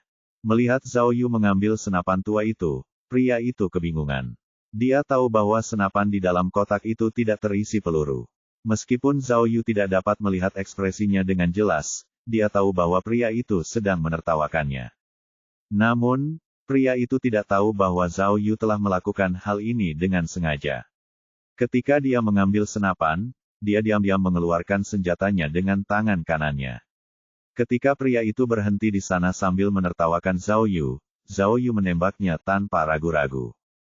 Saat pria itu menyadari apa yang terjadi dan mencoba melawan, Zhao Yu telah menghabisinya. Zhao Yu menembak dada, lengan, dan kakinya secara berurutan. Pria itu jatuh ke tanah, tidak dapat bergerak lagi. Zhao Yu membidik kepalanya dan menembak lagi. Setelah itu, Zhao Yu kehabisan peluru. Aduh, aduh. Tiba-tiba, Zhao Yu mendengar Cui Lizu menangis keras. Dia menoleh ke belakang dan melihat dua orang pria menggendongnya. Zhao Yu berteriak, lalu bergegas ke arahnya. Pada saat itu, sebuah bom kilat meledak di bawah kakinya. Ledakan. Zhao Yu tidak bisa melihat apapun. Bab 1116. Bom kilat itu meledak saat perhatian Zhao Yu terfokus pada Cui Lizu. Tiba-tiba gudang itu dipenuhi cahaya yang kuat, dan Zhao Yu tidak dapat melihat apapun. Matanya perih karena cahaya yang kuat dan dipenuhi air mata. Tolong, tolong. Zhao Yu mendengar Cui Lizu menangis, tetapi dia tidak dapat melihat apapun sehingga dia tidak dapat menolongnya. Ini adalah pertama kalinya Zhao Yu terkena bom kilat. Karena tidak dapat melihat apapun, ia merasa pusing dan tidak dapat berdiri tegak. Ia terhuyung ke depan dan jatuh menimpa senapan yang berserakan di tanah.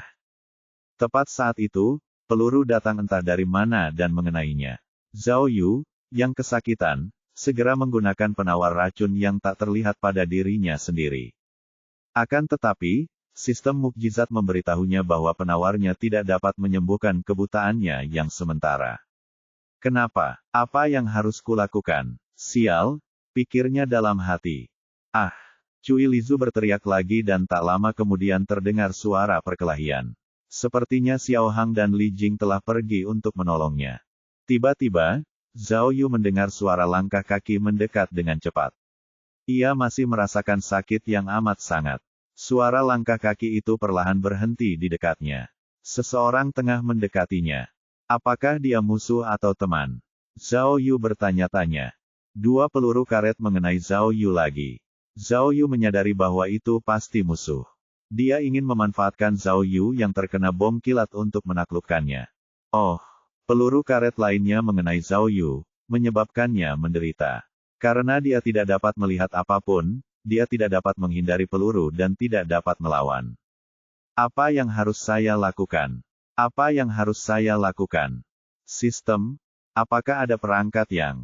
Tiba-tiba, Zhao Yu merasakan angin kencang datang ke arahnya. Saat berikutnya, dia merasakan nyeri yang tajam di ketiaknya. Dia telah ditendang oleh seseorang. Pria itu menggunakan begitu banyak tenaga sehingga Zhao Yu berguling di tanah. Setelah menghantamkan sejumlah senapan ke tanah, dia menghantam tumpukan kotak kayu dengan punggungnya. Tumpukan kotak kayu itu runtuh dan menjebak Zhao Yu di bawahnya. Meskipun Zhao Yu tidak dapat melihat apapun, ia secara naluriah menutupi kepalanya untuk melindungi dirinya. Untungnya, perisai tangannya masih ada, dan ia memiliki energi ganda karena penguat energi. Meskipun kotak-kotak kayu yang berat menekannya ke tanah, ia tidak terlalu terluka. Aku tidak bisa melihat sekarang. Agen pemulihan tak terlihat. Zhao Yu bertanya-tanya. Dia sedang mencari perangkat yang tepat untuk digunakan dari sistem ajaibnya. Tidak, instruksinya jelas. Itu hanya bisa memulihkan kekuatan fisik dan energiku. Jadi, Zhao Yu memeriksa perangkat lain di sistem dan akhirnya menemukan sesuatu yang berguna. Yang ditemukannya adalah kamera duplikat. Kamera duplikat mampu membuat Zhao Yu melihat apa yang ditangkap oleh kamera target, termasuk apa yang telah direkam kamera target di masa lalu serta rekaman waktu nyata. Meskipun tidak ada kamera di gudang, Zhao Yu dapat menggunakan kamera ponselnya. Zhao Yu mengeluarkan ponselnya. Ia menyadari ada masalah lain dengan ponselnya. Karena ia tidak dapat melihat, bagaimana ia bisa menyalakan kameranya. Oke, ya, aku berhasil, pikirnya dalam hati. Zhao Yu menggunakan perintah peretas untuk mengendalikan teleponnya dan membuka kamera. Ketika ia menghubungkan kamera duplikat ke telepon genggamnya, sebuah layar muncul di otaknya, dan ia dapat melihat lagi menggunakan kamera telepon genggam tersebut. Pria yang menendang Zhao Yu berjongkok, memeriksa luka rekannya. Ketika mengetahui bahwa rekannya telah tewas, dia menjadi marah. Dia mengeluarkan pistol dari belakang pinggangnya dan berjalan menuju Zhao Yu. Kali ini bukan pistol yang menembakkan peluru karet, pria itu telah memutuskan untuk membunuh Zhao Yu. Tetapi dia tidak menyadari bahwa Zhao Yu lebih menyukai peluru sungguhan dibanding peluru karet. Zhao Yu memeriksa rompi anti peluru tak kasat matanya dan memastikan bahwa rompi itu masih berfungsi, lalu dia memanjat keluar dari bawah kotak kayu dan bergegas menghampiri pria itu. Pria itu tidak pernah menduga bahwa Zhao Yu akan mampu keluar dari bawah tumpukan kotak-kotak berat itu. Karena terkejut, ia langsung menembaki Zhao Yu. Pria itu terkejut dengan apa yang terjadi selanjutnya. Setelah menembak Zhao Yu berlari ke arahnya seperti banteng tetapi luput darinya. Zhao Yu melewati pria itu dan menabrak tumpukan kotak lain di sampingnya. Kekuatan kasar Zhao Yu membuat kotak-kotak kayu berat yang ditumpuk tinggi di sisi lain terguling. Kotak-kotak itu pun roboh dan jatuh ke tanah. Sebuah kotak kayu besar pecah di udara, lalu batangan besi berhamburan keluar darinya. Batangan besi itu jatuh dari atas dan mengenai kepala pria itu tepat di kepala. Ah!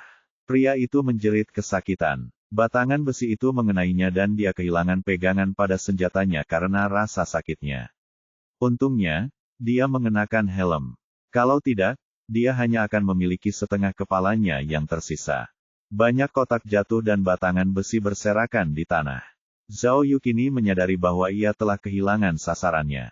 Ponselnya ada di tangannya. Apa yang dilihat kamera ponsel berbeda dari apa yang dilihat matanya. Itulah sebabnya ia meleset dan menabrak tumpukan kotak. Namun, Zhao Yu tidak mudah terluka saat menggunakan perangkatnya yang kuat. Dia tidak terluka meskipun terkena benturan keras.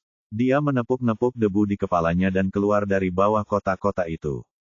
Kali ini, dia berkata pada dirinya sendiri bahwa dia tidak akan melewatkan sasarannya. Zhao Yu meletakkan ponselnya di depan wajahnya dan menyerbu musuh lagi. Nov Lb. Jen. Namun, sebelum Zhao Yu dapat mencapai pria itu, ia melihat tiga pria lain datang ke arahnya. Mereka juga membawa senapan mesin ringan dan ketika mereka melihat Zhao Yu, mereka menembaknya tanpa ragu-ragu. Tiba-tiba, suara tembakan senapan mesin ringan yang mengerikan memenuhi gudang, dan peluru karet yang tak terhitung jumlahnya berterbangan ke arah Zhao Yu. Zhao Yu dipukul dan berteriak kesakitan. Asap putih keluar dari tempat dia terkena peluru karet. Musuh tidak berhenti dan Zhao Yu terus berteriak dan melolong. Yang tidak diduga musuh adalah Zhao Yu masih berdiri di sana. Ini bukan yang mereka duga. Karena mereka menggunakan senapan mesin ringan, mereka mengira Zhao Yu akan langsung pingsan dan tidak dapat melawan mereka. Zhao Yu tidak terjatuh tetapi malah melolong bagaikan manusia serigala, seakan-akan rasa sakit yang disebabkan oleh peluru tersebut menyulut kebrutalan yang terpendam dalam dirinya. Terkejut, musuh tidak berani berhenti menembak dan terus melancarkan serangan ganas. Mereka membidik kepala Zhao Yu untuk menghabisinya dengan cepat. Zhao Yu menggunakan perisai tangan untuk menutupi wajahnya. Perisai tangan itu tidak terlihat, jadi tidak menghalangi kameranya. Peluru karet yang tak terhitung jumlahnya mengenai Zhao Yu. Zhao Yu menangis kesakitan, tetapi dia tidak akan jatuh. Sebaliknya, dia menghadapi rentetan peluru dan terus maju. Ia tampak seperti monster gila di mata musuh-musuhnya. Beberapa dari mereka kehabisan peluru dan segera mengganti klip peluru mereka. Hahaha, saat serangan musuh mereda, Zhao Yu mendongak ke langit dan meraung. Kemudian terdengar tawanya yang khas. Bagaimana dengan ini? Selanjutnya, giliranku. Zhao Yu meletakkan ponselnya di depan matanya, lalu dengan panik bergegas menuju musuh. Bab 1117. Zhao Yu bukan orang bodoh. Selain rompi anti peluru tak terlihat dan setelan biokimia, ia juga mengenakan setelan anti api tak terlihat, yang membuatnya tidak mungkin terluka. Meskipun masing-masing perangkat ini memiliki tujuan spesifiknya sendiri dan perlindungannya terhadap peluru karet tidaklah sempurna, jika digabungkan, setidaknya kerusakan yang dideritanya berkurang. Dengan cara ini, ia tidak akan kehilangan kemampuan untuk melancarkan serangan balik segera setelah ditembak. Selain itu, energi booster miliknya masih membantunya.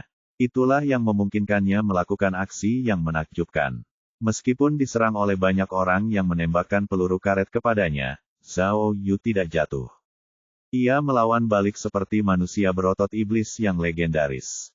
Semua musuh terkejut dan takut. Mereka sudah kewalahan oleh momentum Zhao Yu dan kemudian kehabisan peluru. Mereka perlu mengganti klip mereka lagi.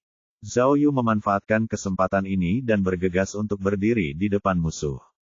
Seorang pria yang sedang mengganti klip senapannya melihat Zhao Yu datang ke arahnya. Karena ketakutan, dia melemparkan senapan mesin ringannya ke arah Zhao Yu. Zhao Yu memegang ponselnya dengan satu tangan dan menggunakan tangan lainnya untuk melindungi dirinya. Hal ini menghambat pergerakannya, tetapi dia tidak peduli dan terus maju. Dia menendang pria di depannya hingga jatuh ke tanah. Zhao Yu terkenal dengan serangannya yang ganas dalam sebuah pertarungan. Pada saat itu, dengan bantuan energi booster, ia menendang pria itu hingga terpental jauh. Pria itu berguling di tanah, menghantam meriam anti pesawat dengan keras dengan punggungnya. Akibat benturan keras tersebut, lelaki itu memuntahkan darah dan kehilangan pegangan pada senapan mesin ringannya. Pistol. Pada saat itu, Zhao Yu tiba-tiba mendengar suara teriakan dari tanah di dekatnya. Meskipun bahasa Inggrisnya buruk, dia mengerti arti kata pistol. Ia melihat ke bawah dengan kamera ponselnya dan melihat bahwa orang itu adalah orang yang tertimpa besi batangan yang jatuh. Ia menunjuk ke sebuah senjata di tanah dan memberi isyarat kepada yang lain, meminta seseorang untuk mengambil senjata dan menembak Zhao Yu karena senjata itu berisi peluru asli, bukan peluru karet. Tampaknya meskipun musuh dipersenjatai dengan senjata yang kuat, mereka tidak semuanya membawa senjata sungguhan. Ketika yang lain mendengar apa yang dikatakan pria itu, mereka segera bergegas mencari senjata untuk mengambilnya. Zhao Yu pun melesat meraih pistol itu. Ia ingin meraihnya sebelum musuh-musuhnya dapat meraihnya.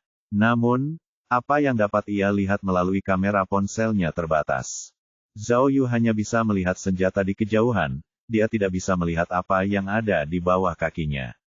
Tiba-tiba dia menginjak beberapa batang besi yang berserakan, tersandung, dan jatuh. Ketika lelaki yang tergeletak di tanah melihat kesempatan itu, ia langsung melompat ke arah Zhao Yu dan mencengkeram pergelangan kakinya. Langkah selanjutnya sangat profesional. Ia menarik pergelangan kaki Zhao Yu dengan kedua lengannya dan menyeret Zhao Yu ke tanah. Kemudian, dia mengambil batangan besi berat dan menghantamkannya tepat ke kepala Zhao Yu. Melalui kamera ponsel, Zhao Yu terkejut melihat batangan besi itu datang ke arahnya. Ia segera memutar kepalanya ke samping untuk menghindari serangan itu. Batangan besi itu menghantam tanah, memecahkan lantai semen.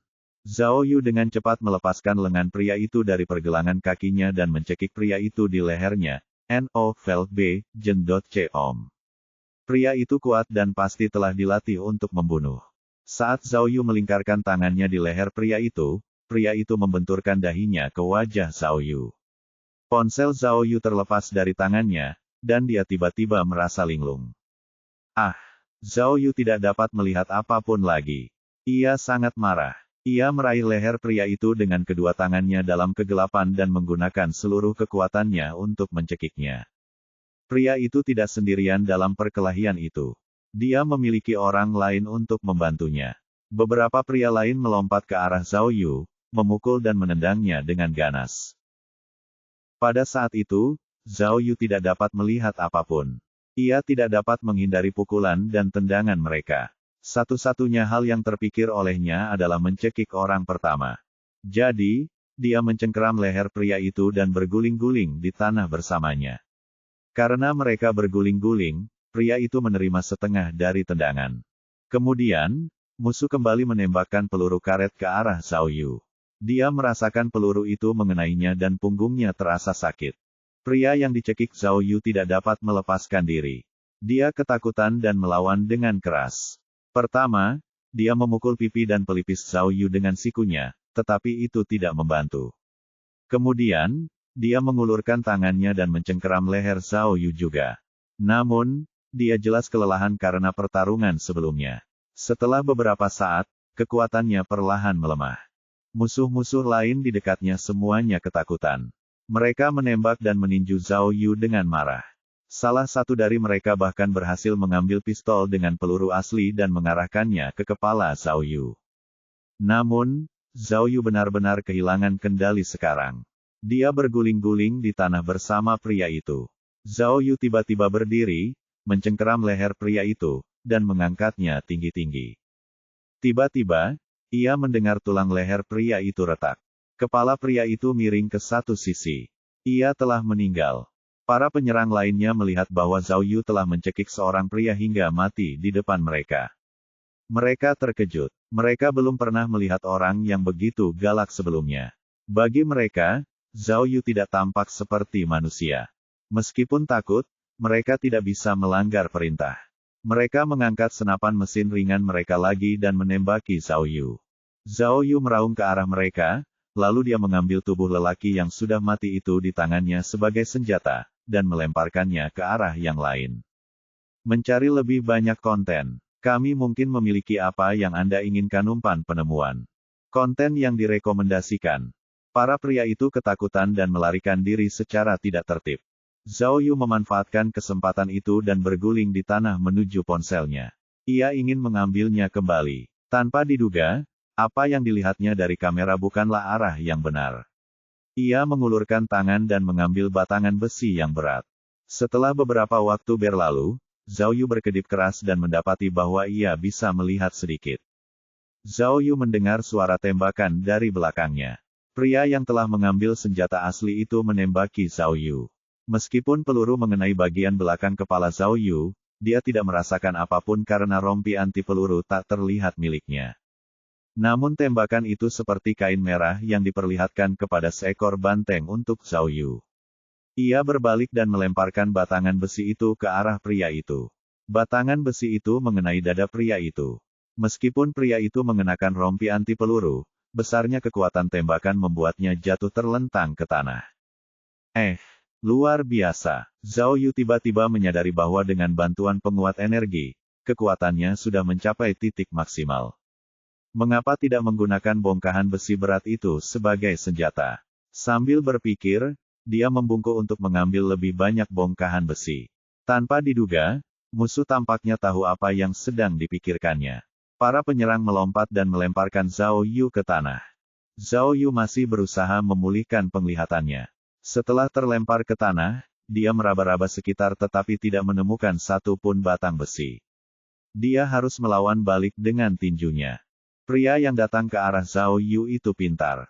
Ketika dia melihat Zhao Yu melemparkan tinjunya ke arahnya, dia mencengkeram lengan Zhao Yu dengan kedua tangannya, lalu menariknya kembali dengan sekuat tenaga. Zhao Yu mendengar dua bunyi letupan yang jelas dari lengan kanannya. Pria itu telah mematahkan lengannya. Ah! Zhao Yu berguling sambil berteriak dan meninju pria itu dengan lengannya yang lain. Pria itu mencibir dan menjepit lengan kiri Zhao Yu dengan kedua tangannya lalu menarik lengan kiri Zhao Yu seperti yang telah dilakukannya ke kanan. Ah! Lolongan Zhao Yu dan dua bunyi letupan lainnya pun terdengar. Pria itu mengira pertarungan telah usai dan ia telah menang. Namun, yang tidak pernah ia duga adalah ketika ia mematahkan lengan kiri Zhao Yu justru melayangkan pukulan ke wajahnya dengan lengan kanannya. Pria itu terkejut dan segera mengangkat tangannya untuk menghentikan tinju kanan Zhao Yu. Ketika dia memegang lengan kanan Zhao Yu dan mengira dia aman, tinju kiri Zhao Yu juga turun ke arahnya dan mengenai wajahnya. Kacamata dan helmnya pun terlepas. Ah! Pria itu berseru, dan matanya menunjukkan kepanikan yang hebat. Dia tidak dapat memahami bagaimana Zhao Yu telah memukulnya saat kedua lengannya patah.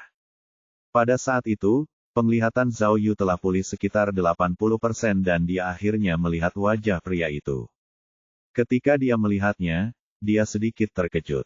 Tanpa diduga, pria itu berkulit hitam. Bab 1118. Zhao Yu mengira musuhnya mungkin orang asing, seperti agen Jepang atau KGB Rusia, tetapi dia tidak menyangka mereka berkulit hitam. Pria di depannya adalah orang kulit hitam biasa dengan bibir tebal dan hidung lebar. Zhao Yu tidak mengerti mengapa orang kulit hitam datang ke Tiongkok dan terlibat dalam perburuan harta karun. Orang-orang yang tidak tahu malu. Tidak peduli apakah kalian berkulit putih atau hitam, sejak kalian bertemu denganku hari ini, kalian tidak akan mendapatkan kesempatan kedua, pikir Zhao Yu. Zhao Yu kembali melayangkan pukulan ke arahnya, yang membuat mulut lelaki itu berdarah. Namun, dia bukan satu-satunya orang yang berkelahi dengan Zhao Yu. Tepat setelah Zhao Yu memukul pria itu, seorang pria lain bergerak ke arah Zhao Yu. Pria itu mencoba menendang betis Zhao Yu lalu menembaknya dengan senapan mesin ringannya. Zhao Yu mencondongkan tubuhnya ke kiri dan menghindari serangan itu. Kemudian, dia menjulurkan kakinya untuk menjegal musuh. Saat pria itu jatuh, pria lain datang.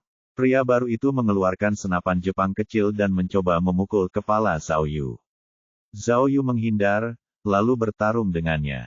Pria ini sangat ganas. Setiap gerakannya ditujukan untuk memanfaatkan kelemahan Zhao Yu, mencoba menaklukkan Zhao Yu dengan cepat.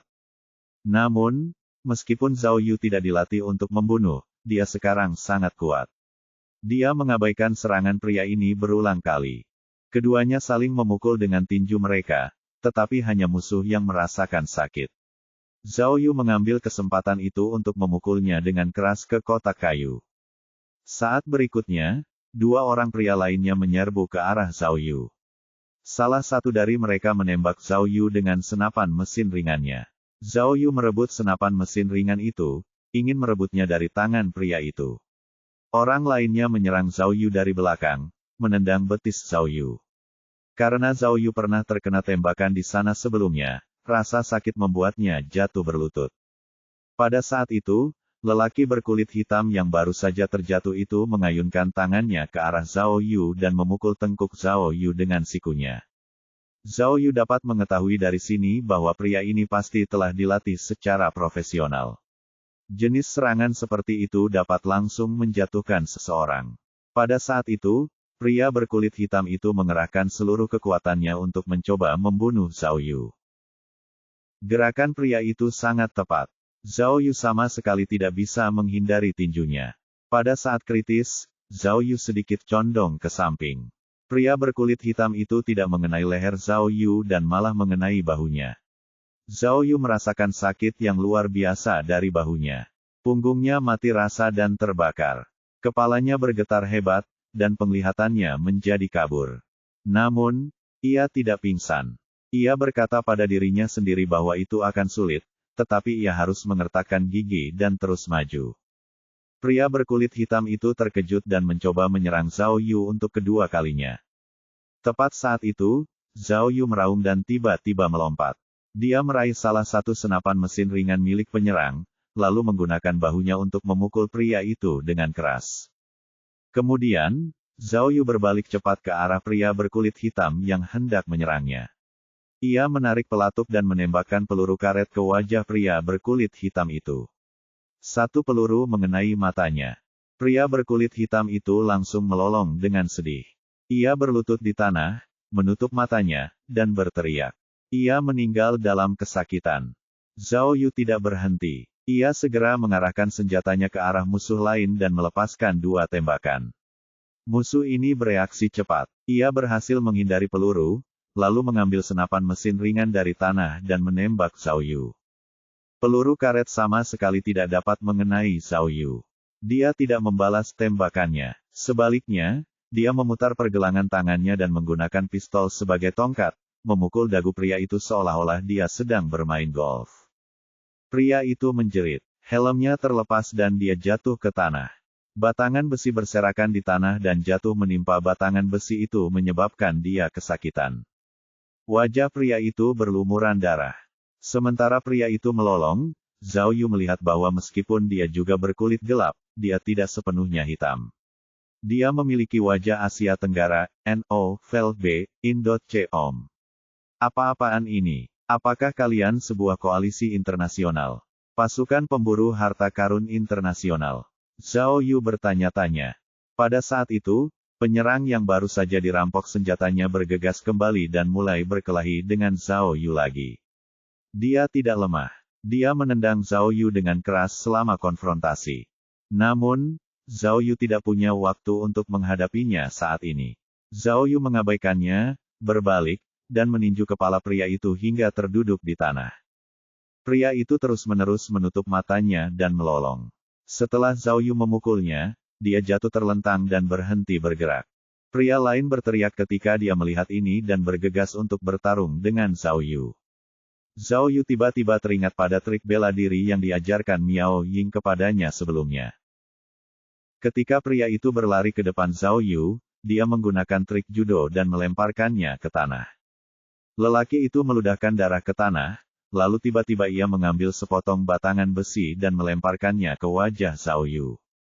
Zhao Yu melihatnya datang. Dia meraih batangan besi itu sebelum mengenai wajahnya. Memanfaatkan gangguan itu, lelaki itu segera berdiri dari tanah, lalu melompat ke arah Zhao Yu. Zhao Yu melesat maju dan mencengkeram pria itu dengan kedua tangannya. Sebelum lelaki itu menyadari apa yang terjadi, Zhao Yu terus berlari ke depan sambil menggendongnya. Kemudian Zhao Yu melemparkan lelaki itu ke depan dengan seluruh kekuatannya. Lelaki itu berguling di udara beberapa kali seperti gasing dan jatuh dengan keras di atas meriam anti pesawat di kejauhan. Pria itu menghantam meriam dengan punggungnya dan tulang belakangnya patah. Setelah jatuh ke tanah, kepalanya membentur beberapa batang besi. Salah satu batang besi mengenai bagian tengah dahinya di antara kedua alisnya. Meskipun dia mengenakan helm, batang besi itu menembus helm dan darah menyembur dari lukanya. Pria Asia Tenggara itu sudah sedikit pulih saat itu. Ia bangkit dan mengambil senjata asli yang tertinggal di tanah. Zhao Yu mendengus dingin. Ia menunggu pria itu mengarahkan pistolnya ke arahnya. Dengan marah, ia berkata, "Aku akan menunjukkan kepadamu apa yang benar-benar aku kuasai." Dengan itu, Zhao Yu menarik napas panjang dan mengingat trik yang diajarkan Miao Ying kepadanya. Ledakan. Pria itu menembak. Pria berpenampilan Asia Tenggara itu mengira tembakan ini telah menyelesaikan masalah, jadi dia berdiri di sana tanpa bergerak. Namun, peluru itu tampaknya menghilang segera setelah pria itu melepaskan tembakan. Zhao Yu bergegas ke arahnya dan memukulnya di dada seperti sambaran petir. Pria itu langsung terlempar sejauh beberapa meter dan terbanting ke tumpukan kotak kayu yang tinggi di kejauhan. Kotak kayu itu hancur dan menelan lelaki itu dalam sekejap. Setelah selesai dengannya, Zhao Yu tiba-tiba merasakan sakit yang tak tertahankan. Kulitnya terbakar dan tulang-tulangnya tampak patah. Dia berlutut dengan satu kaki dan beristirahat sejenak, tetapi tiba-tiba teringat Cui Lisu. Tidak, di mana Cui Lisu? Dia membutuhkan aku. Bab 1119. Sementara Zhao Yu bertempur melawan musuh dalam jarak dekat, Li Jing dan Xiao Hang juga terlibat dalam pertarungan sengit. Mereka dikepung oleh musuh dan tidak punya cara untuk melarikan diri. Yang bisa mereka lakukan hanyalah melawan dan mencegah musuh mendekati mereka. Mereka hampir kehabisan peluru karena musuh mengenakan rompi anti peluru. Meskipun mereka penembak yang handal, mereka tidak dapat melukai penyerang manapun hingga tewas. Pertarungan Zhao Yu berbeda. Zhao Yu menggunakan senapan mesin ringan milik musuh yang menembakkan peluru karet. Musuh langsung kehilangan kemampuan untuk melawan saat terkena peluru karet. Setelah beberapa saat, banyak orang yang tumbang. Saat itu, Li Jing dan Xiao Hang mendengar teriakan minta tolong Cui Lisu. Keduanya tahu bahwa Cui Lisu sangat penting dalam kasus ini. Mendengar teriakan minta tolong, Xiao Hang segera pergi untuk menyelamatkannya. Cui Lisu telah ditangkap oleh dua orang pria, keduanya tidak bertubuh tinggi. Salah satu dari mereka menutup mulut Cui Lisu. Cui Lisu menendangnya, berusaha melepaskan diri darinya. Pria satunya datang untuk membantu. Dia menahan Cui Lisu dengan berat tubuhnya dan memaksanya untuk menyerah. Xiao Hang berlari ke belakang pria itu lalu memukulnya dari belakang. Ketika pria itu melihat apa yang terjadi, ia segera mengangkat senapan mesin ringannya dan menembaki Xiao Hang. Xiao Hang menghindari peluru, lalu mengambil kesempatan untuk membalas tembakan. Cui Lisu segera melarikan diri dan berlari melalui celah sempit di antara dua tumpukan kotak kayu. Salah satu penyerang menyadari bahwa Cui Lisu telah melarikan diri. Ia mengejarnya. Xiao Hang memanfaatkan kesempatan ini dan menembak orang-orang itu. Ia menghentikan mereka, dan mengenai salah satu dari mereka di lengan. Namun, Xiao Hang kehabisan peluru. Pahanya juga terkena peluru karet. Ia terpaksa berjalan terlatih-tatih ke depan. Seorang pria yang tidak terluka dalam baku tembak itu melompat dan mengejar Cui Lisu. Xiao Hang bergegas maju dan menghantamnya. Xiao Hang telah berhasil dalam banyak pertarungan. Saat Xiao Hang berlari ke arah pria itu, ia mencengkeram lengan pria itu dan menghantamkannya dengan keras ke kotak kayu. Pria itu langsung kehilangan pegangan pada senjatanya. Saat itu, Xiao Hang menyadari ada pria lain yang hendak menembaknya. Xiao Hang berusaha menghindar ke sisi lain dan menggunakan pria yang telah dicengkeramnya sebagai tameng untuk melindungi dirinya. Kemudian, Xiao Hang mendorong pria itu ke arah si penembak, dan kedua pria itu bertabrakan. Dia memanfaatkan benturan itu dan menendang senapan mesin ringan milik pria itu. Xiao Hang membungkuk untuk mengambil senjata musuh, tetapi kedua pria itu menyadari usahanya. Salah satu dari mereka menendang senapan mesin ringan itu, lalu mereka bertiga mulai bertarung lagi. Ketiganya ahli dalam pertarungan. Mereka bertarung dengan sengit. Xiao Hang adalah petarung yang lincah. Kedua musuhnya juga ganas. Untuk sementara, sulit untuk mengatakan siapa yang akan menang. Untungnya, hal itu tidak berlangsung lama, karena Zhao Yu telah datang bergabung dengan mereka. Zhao Yu memiliki mata merah dan memancarkan aura jahat dari seluruh tubuhnya. Dia seperti iblis yang terlahir kembali. Salah satu musuh dan Xiao Hang saling melempar tinju. Tiba-tiba, musuh merasakan tekanan besar datang dari belakangnya. Sebelum dia bisa mengetahui apa yang sedang terjadi, Zhao Yu telah mencengkeram lehernya. "Kemarilah, dasar bajingan," teriak Zhao Yu sambil menyeret pria itu menjauh seolah-olah dia sedang mengangkat anak ayam. Lelaki itu menjerit ketakutan dan mengayunkan tangannya, tetapi ia tidak dapat melepaskan diri. Zhao Yu menarik pria itu ke samping, melepas helmnya, lalu mengarahkan kepalanya ke kotak kayu di sebelahnya. Setelah kepalanya terbentur kotak satu kali, lelaki itu langsung pingsan. Setelah pukulan berikutnya, bagian putih mata pria itu terlihat dan mulutnya berbusa. "Pergi ke neraka!" Zhao Yu berteriak pada pria yang pingsan itu. Dia melepaskan tangan kanannya yang memegang kepala pria itu, dan kepala pria itu jatuh ke tumpukan kotak kayu, menghancurkannya. Zhao Yu terkejut saat mengetahui ada lebih banyak peluru artileri di dalam kotak-kotak itu. Setelah kepala pria itu memecahkan kotak kayu tersebut, peluru artileri jatuh dari kotak ke tanah, menggelinding kemana-mana. Saat peluru jatuh, detektor di otak Zhao Yu mengeluarkan alarm merah. Seluruh layar detektor berubah menjadi merah dan terus berkedip. Zhao Yu ketakutan. Tubuhnya mengecil karena ketakutan. Dia tahu dari detektor bahwa ini adalah bom sungguhan. Jika meledak, bahkan 100 bola evakuasi darurat tidak akan mampu menyelamatkan hidupnya. Saat peluru menggelinding ke segala arah, Xiao Hang dan orang yang dilawannya menjadi pucat karena ketakutan. Mereka berdiri diam seperti Zhao Yu, tidak berani bergerak. Mereka bertiga berdiri di sana seperti orang-orangan sawah. Peluru-peluru itu berguling tak beraturan ke segala arah dan akhirnya berhenti setelah waktu yang lama. Ketiganya akhirnya menghela napas lega. Dahi semua orang dipenuhi keringat. Mereka merasa seperti baru saja kembali dari gerbang neraka dan berada di ambang kehancuran. No.B.in.com. Saat berikutnya, ketiga pria itu saling berpandangan, dan musuh menjadi ganas karena dia akan mulai bertarung lagi. Hei, berhenti, sialan kau, teriak Xiao Hang sambil mencengkeram tinju pria itu. Namun, pria itu hanya tahu bahwa perintahnya adalah menghabisi Zhao Yu dan Xiao Hang.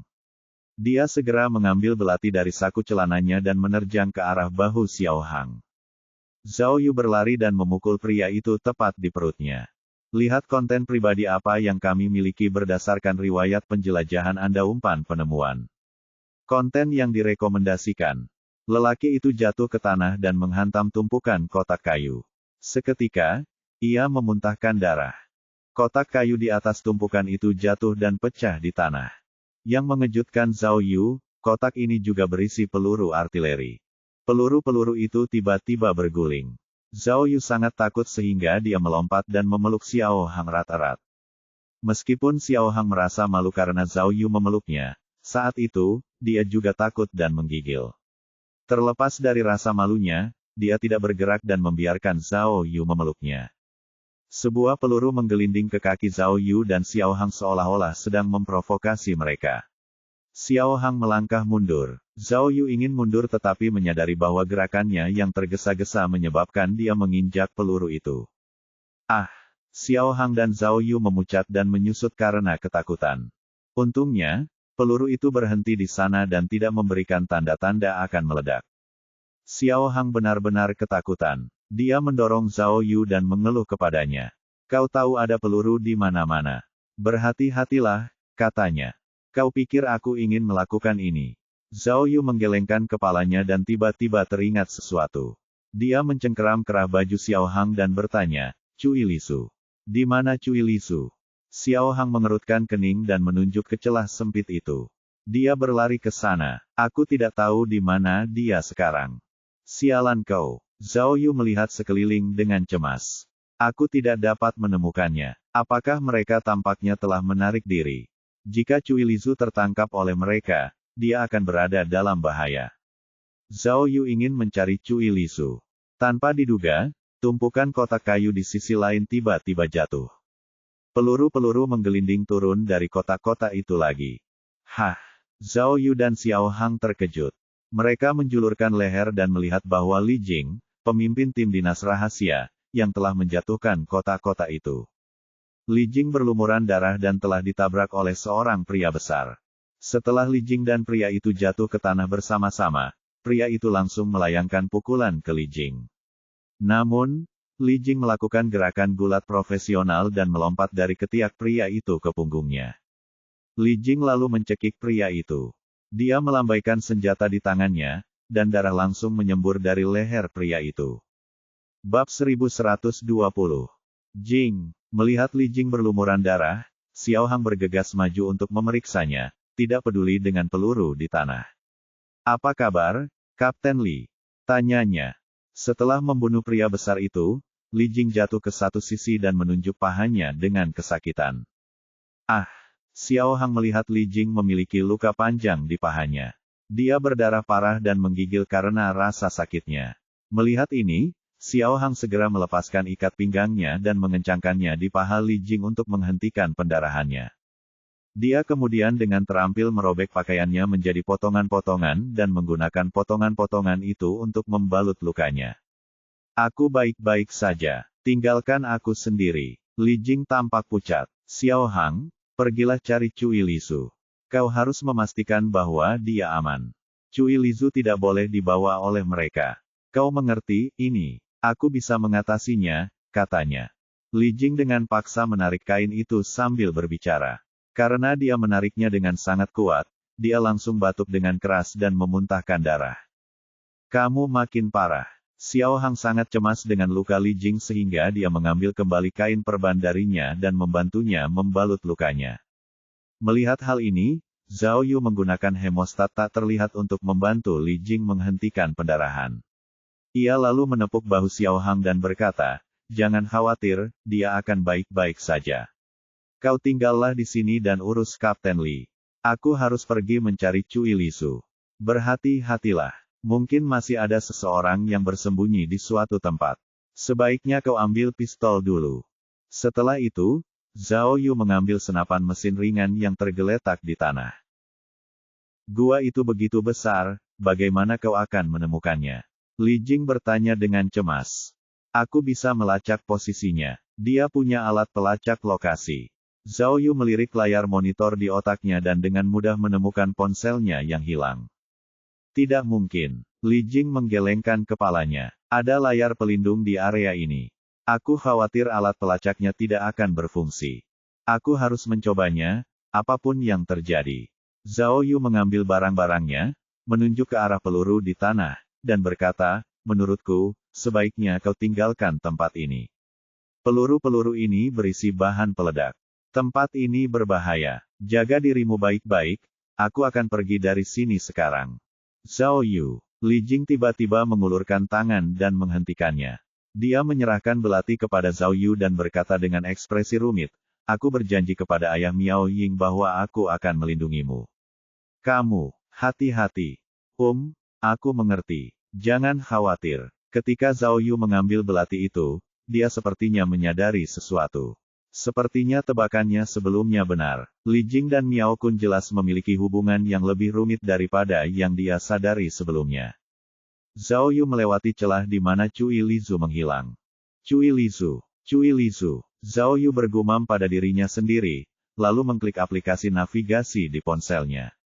Seperti yang diharapkannya, aplikasi tersebut gagal mendapatkan lokasi Cui Lisu. Zhao Yu kemudian menggunakan penguat sinyal di ponselnya. Kali ini, aplikasi tersebut langsung menunjukkan di mana Cui Lisu berada. Aplikasi itu menunjukkan kepadanya bahwa Cui Lisu terus bergerak. Dia tidak terlalu jauh dari lokasi Zhao Yu saat ini. Hanya sekitar 50 meter. Melihat kecepatan Cui Lisu, Zhao Yu berasumsi bahwa dia tidak berada di tempat yang aman. Dia terus bergerak maju. Jelas bahwa dia tidak bersembunyi dari musuh. Dengan kata lain, dia mungkin telah ditangkap musuh. Zhao Yu bertanya-tanya berapa banyak orang yang mungkin ada. Tidak peduli berapa banyak orang yang ada, Zhao Yu tidak akan menyerah untuk menemukannya. Dia pergi melewati banyak peralatan militer dan mulai mengejar Cui Lisu ke arah yang ditunjukkannya. Pada saat yang sama, dia menggunakan detektor di otaknya untuk memantau sekelilingnya agar tidak jatuh ke dalam perangkap musuh lagi. Saat dia fokus pada detektor saat melewati area itu, dia tiba-tiba melihat bahaya di layar detektor. Detektor menunjukkan ada bom di suatu tempat di dekatnya. Zhao Yu sangat gugup. "Aku benar. Aku tahu ini tidak akan terjadi," pikir Zhao Yu. Sebenarnya, Zhao Yu sudah punya firasat buruk sebelum dia datang ke daerah ini. Dia pikir pasti ada alasan mengapa musuh membawa mereka ke markas rahasia ini. Sekarang, saat detektor menemukan bom, firasat buruknya terbukti. Zhao Yu tahu bahwa bagian dari gua ini pastilah gudang cadangan militer Jepang. Pasti ada sesuatu di sana selain peluru. Sekarang, dia akhirnya menemukan sebuah bom. Tiba-tiba, Zhao Yu merasa bahwa ia harus membuat rencana yang matang sebelum ia pergi menyelamatkan Cui Lisu. Jika tidak, bahkan jika ia menemukan Cui Lisu, ia mungkin akan ditangkap oleh musuh. Maka sudah terlambat baginya untuk menyesalinya. Mengingat hal itu, ia segera bergerak ke arah bom. Setelah beberapa saat, ia sampai di sebuah tembok tinggi. Saat mendongak, ia mendapati dirinya berada di tepi tempat perlindungan serangan udara. Dia melihat banyak kotak di sampingnya, tetapi kotak-kotak itu sedikit berbeda dari apa yang dia lihat di gua sebelumnya. Kotak-kotak kayu yang ditumpuk di tempat ini pasti telah dipindahkan ke sana oleh seseorang. Ada seragam militer, pakaian katun, dan sepatu bot katun di dalam kotak-kotak itu. Beberapa di antaranya telah dibuka dan pakaian-pakaiannya berserakan di tanah. Tak lama kemudian, Zhao Yu menemukan targetnya, yang dikonfirmasi oleh detektor. Ketika dia melihat lebih dekat, dia tidak bisa menahan diri untuk tidak terkesiap karena ngeri. Mencari lebih banyak konten. Kami mungkin memiliki apa yang Anda inginkan. Umpan penemuan. Konten yang direkomendasikan. Dia melihat ada lubang besar di dinding yang sepertinya digali oleh seseorang. Ada tas kuning seukuran casing komputer di dalam lubang itu. Detektor memberitahunya bahwa di dalam tas kuning itu ada sebuah bom. Tas itu berisi beberapa pon bahan peledak C4 berkekuatan tinggi. Dan, bom itu adalah bom waktu. Meskipun layar hitung mundur disembunyikan di dinding, detektor Zhao Yu dengan jelas menunjukkan bahwa bom akan meledak dalam 16 menit. Sialan, setelah Zhao Yu selesai mengutuk musuh, hanya tersisa 15 menit. Zhao Yu ketakutan. Dia hanya tahu bahwa apapun tujuan musuh, dia tidak akan membiarkan bom meledak. Kalau tidak, bahan peledak itu kemungkinan akan meledakkan peluru yang tersebar di seluruh gudang. Jika itu terjadi, seluruh tempat perlindungan serangan udara akan runtuh. Bos, ini saat yang paling penting bagiku. Aku mengandalkanmu sekarang, pikirnya dalam hati. Zhao Yu segera menggunakan alat penjinak bom tak terlihat. Jika alat ini tidak dapat menjinakkan bom, ia harus meningkatkannya. Namun, ia tidak memiliki banyak poin tersisa. Untungnya, sistem itu baik kepada Zhao Yu kali ini. Begitu dia menggunakan alat itu, alarm merah pada layar detektor langsung menghilang. Hebat sekali, pikirnya. Zhao Yu menghela napas berat. Kemudian, dia berlari ke arah Cui Lisu. Yang mengejutkannya, setelah berlari sejauh 30 meter, alarm bom lainnya muncul di layar detektor. Zhao Yu segera berhenti untuk memeriksanya dan menemukan bahwa bom ini juga merupakan bom waktu, dan akan meledak dalam 14 menit. Ya Tuhan, apa yang kau lakukan padaku? Zhao Yu mengamati sekeliling markas musuh yang besar. Dia hanya berhasil mencapai 30 meter dan ada bom lagi. Berapa banyak bom yang mereka miliki di sini? Jika semuanya meledak, gunung akan hancur dan kita semua akan terbunuh. Mereka gila. Apa sebenarnya yang ingin mereka lakukan? Tanyanya.